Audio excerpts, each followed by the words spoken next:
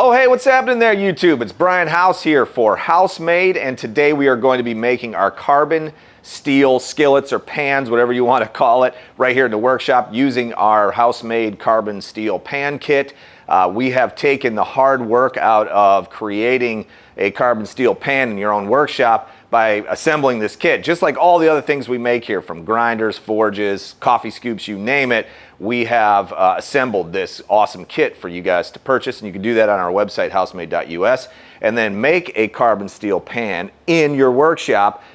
Use it in your own kitchen, give it away as a gift. Christmas is coming up. Or you can put it on your table at a farmer's market or at a show and sell these things. And that was our target market for this project.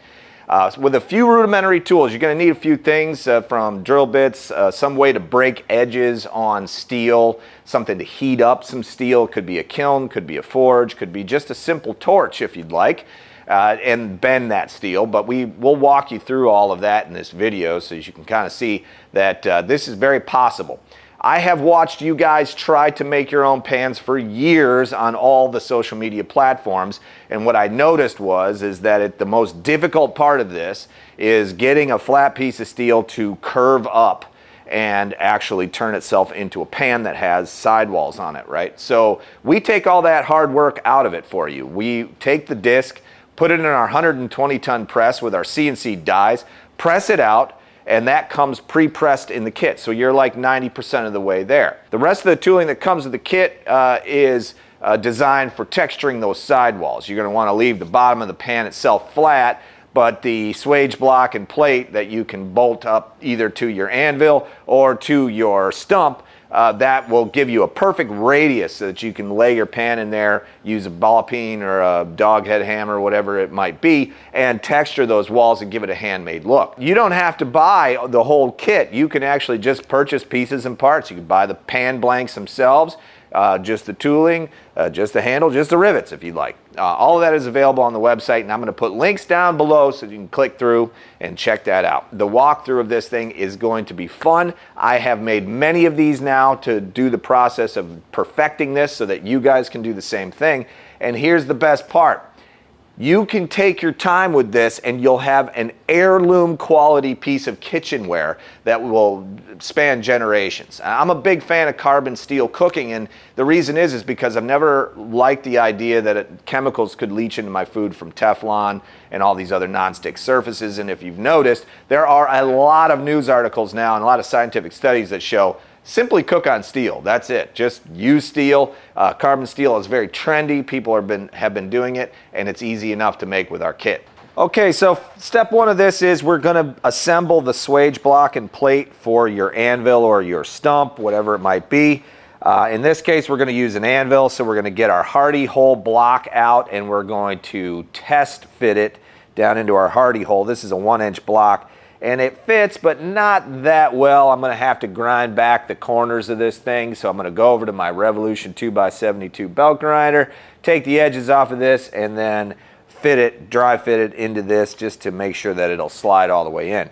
Now that we know that it'll actually fit, we're going to take the plate itself and we're going to weld the swage block to it. Okay, so just align this up to the plate so that it fits on top, and put welds in each corner. You may want to clamp this down. Make sure your welder is turned up hot. This is a lot of steel here, and it penetrates into both the swage block and the plate.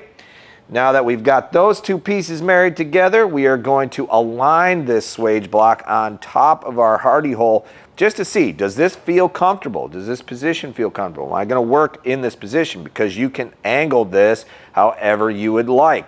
And then once you know that, you're going to clamp on your block to your plate and put some plug welds down into the top. The reason why we use plug welds in this case is because we don't want any of the welding slag to end up around our hardy hole mount, because that will impede it sitting flush with the top of the anvil itself.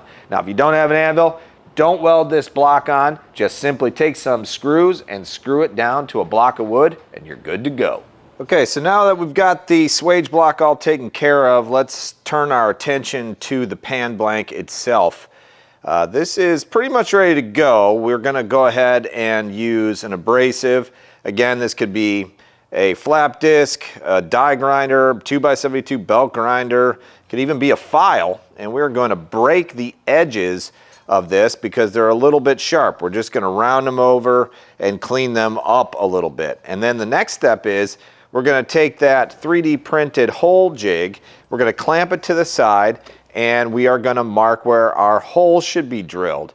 And you can do this a couple of ways. I have a hole center punch that I like to use for this, or you can just simply take your drill, place it in the hole, and make a divot or mark on the side of the pan, pull the jig off, and then finish drilling your holes. Now that hole size needs to be about 1/4 of an inch, not super picky. You can go a little higher than that if you want, but it does need to fit the rivet, so just make sure that your rivets slide in and out easily.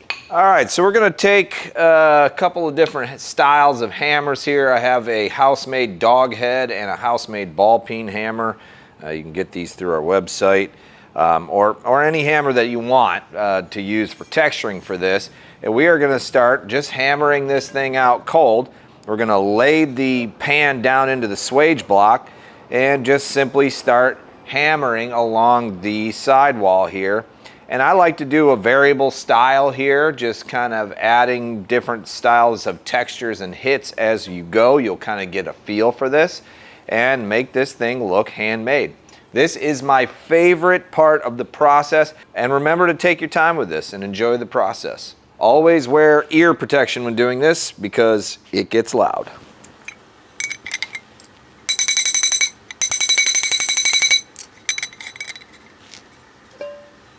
Okay, so now that we've got the pan all textured to our liking, we're going to turn our focus over to the handle. First and foremost, we're going to break the edges. I'm doing that with a 2x72. You can use a flap disc, like I said earlier, anything just to kind of round over, radius those hard edges. And then we're going to apply some heat. In this case, we're going to use the Apollo Forge. That's made right here at House-Made. I love this tool. So we're going to heat it up to a cherry red, almost orange color. And then we're going to use a ball peen hammer. We're just going to do the same exact thing. We're going to texture this thing, give it a little bit of character, kind of take our time with it and just see where it goes. And now that we've got it all textured out and looking good, I'm going to put the hot stamp on it. As always, I like to put my maker's mark on these. And then now we need to turn our focus over to bending the end where it attaches to the pan itself in that same radius. And that is also a great use of the swage block. So we're going to go ahead and bend that around, just kind of tap it. Now that it's nice and hot, tap it around so it kind of, follows that radius. And then we're going to bend the thinner part of the handle up and over. And this is, again, a preference or personal preference, whatever you would like to do here. But this is how I like my cooking pans, the ergonomics of it for me. This works for me. Hey, give it a try. Do all kinds of different things. Play around with this. The best part about steel is that if you don't like it, you just heat it up and do it all over again. At this point, you're going to want to check to make sure that your rivets will still go through the handle. In my case, I had some mill scale built up in the holes, so I did have to run a drill bit through them. Just be careful doing that. You may want to bolt down the handle or clamp down the handle so that it doesn't get away from you. They fit now, so I'm going to go ahead and just dry fit the rivets in place. And believe it or not, the riveting process can be the most difficult part of this project. So you really want to pay attention and you really want to take your time with this. Sometimes things don't line up and you'll have to adjust as you go. And that is, again, one of the big reasons why I created that 3D hole jig, because if you don't have everything lined up, like in this case, I got one rivet that doesn't want to go through. So I have to kind of jockey things around, and maybe what I'll do is I'll take this out and make this hole slightly bigger on this one side just so things match up. Remember, you've been banging this around, it's gotten put in the forge and everything else, so those holes might move around a little bit. Not a big deal. Okay, now we got all three rivets in the holes and lined up. I can't stress this enough, take your time with this. What you're going to want to do is take one rivet and peen it over just slightly so that it will remain in the hole. And do this to the other 2 rivets. If you tighten one rivet down too tight, you may not get the other 2 rivets in, okay? So it's important that you do this, all 3 of them in there in a series so that you do not tighten them one at a time. That will just create problems for you down the road. Now that we've got the rivets in and flattened, I like to take a ball peen. I will say a ball peen hammer is the right tool for this job. I've tried flat hammers and it just doesn't do the job with these thicker rivets. So use a ball peen, make it easy on yourself, peen them over and make them look good. Okay, so at this point we are really close to being done. I like to coat the handle with a little bit of oil or wax. My preferred is Pelican Paste Soft for this.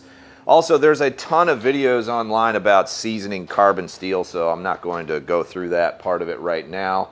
However, I will say, I'm going to give you a little tip on that. Less is more, okay? High smoke point oil, very thin coats, you know, put it in your oven at a specific temperature and all of that.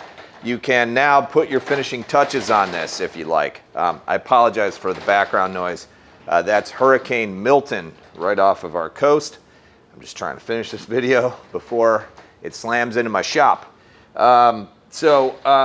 Anyway, I gotta say, I just absolutely love this. And if you purchase this kit, it will support my small family-run business and everybody that works here. So thank you so much. And I'm hoping Hurricane Milton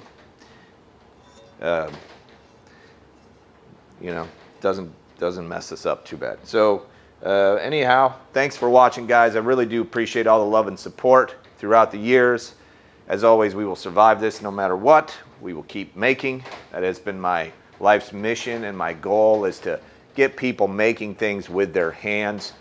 And this pan is a really awesome, fun thing to make, and I just really enjoy it. I enjoy the process, and then also I get to use it in my kitchen, which is pretty great. Cook for my family and all of that, and friends. So, guys, appreciate the love and support. Hope to see you in the next video. My name is Brian House, and this has been Housemade.